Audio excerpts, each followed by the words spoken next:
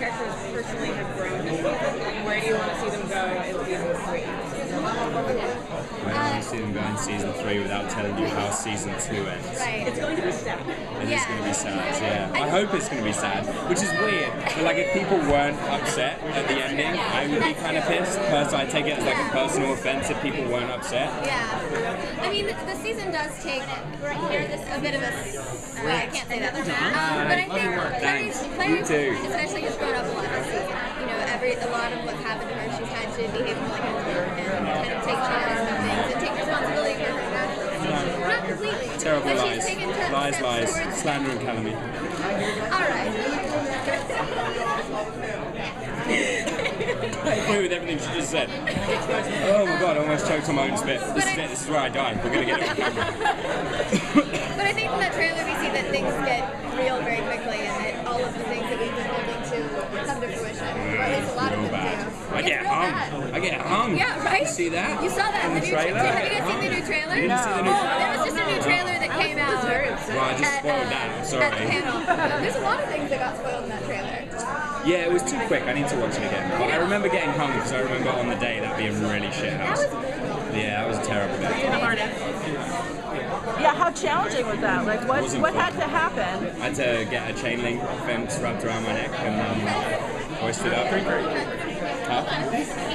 Chain link noose. That's what I meant. A chain link noose. Oh, God, I hate her so much. Just kidding. She's lovely.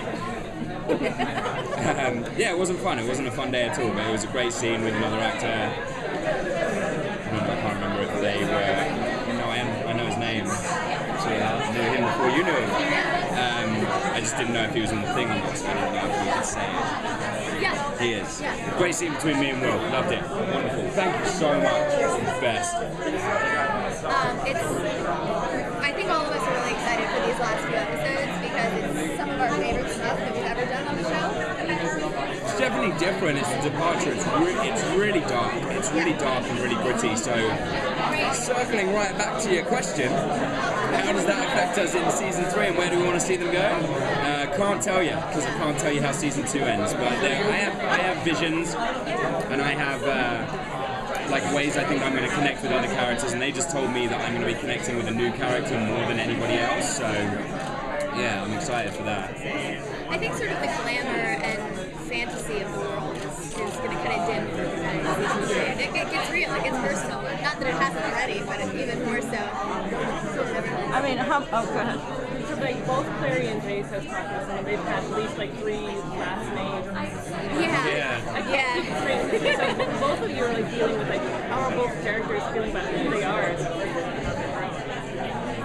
I think a lot of it goes back to family, and at least at the end of this last episode, we saw Clary discover that her brother's still alive, and so that's a piece of that puzzle. She has this new family at the Institute, but any chance to bring her biological family into that and to give Jonathan another chance now that he's alive is something that she wants to fight for. Even though he's like a psychopath and murderer.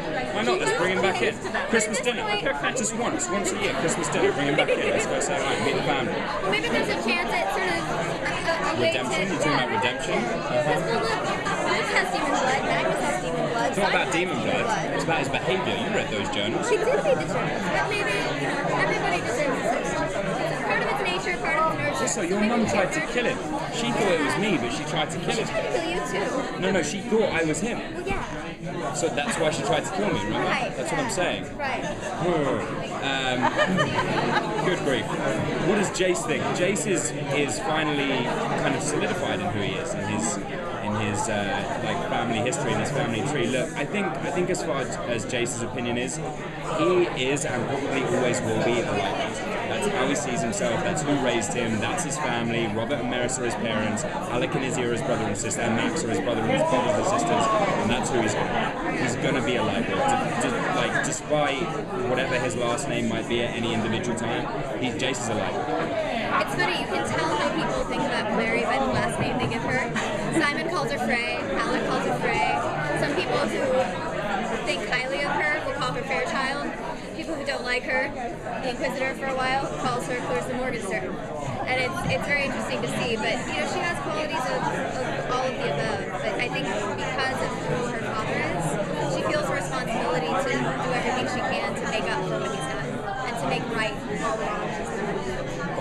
bringing a psychopath to Christmas dinner. That's exactly right. Second chances. The world's about second chances. I think so. Is Clary's is Clary's focus from here on out? Is it going to be about the brother, on finding the brother, or I mean, because she's got Simon here and Chase over here. I mean, is that going to take any of her focus at all? Like, not really. We don't really see it until episode 20. Yeah, you don't really. We don't really see it anymore until episode 20, and then all of a sudden, the feelings all kind of bubble to the top and come to fruition. That was your question. I'm sorry. No, it's true, but you're absolutely right, because Clary throws herself into work at this point. There's things to be done. Yes, there's all of the relationship hullabaloo, if you will, that needs to be sorted out. But right now, there's this impending danger of Jonathan and the mortal instruments that are missing, and that kind of takes precedent at this point. She uses that as an excuse to try and take a breather and sort out her own feelings before she has to confront them head on. But as it is in the Shadow world, it's actually the same season 1, but the other way around. It was the same. Like Clary wanted to talk to Jace about being brother and sister, and Jace was not having any of it. And then we're in that place again now where Jace wants to talk about everything that's happening in the Sealy Court and this, that, and the other, and Clary's not having any of it. So we're just not good talkers, really. That's the moral of Shadowhunters in general. It's just we're not good talkers as people. We're all really good Shadowhunters, not very good at being Shadowhunters. We try. We try. We have a joke. We have like a running joke that like all of the other Shadowhunters in the Institute are like, these guys, God, they're the worst. They're always walking in slow motion. Yeah, they brought a demon into the Institute and almost got everyone killed. They leave a big mess. Oh God, In the this worst. movie. Yeah. There you go. There's your answer, kind of. all right, thank you.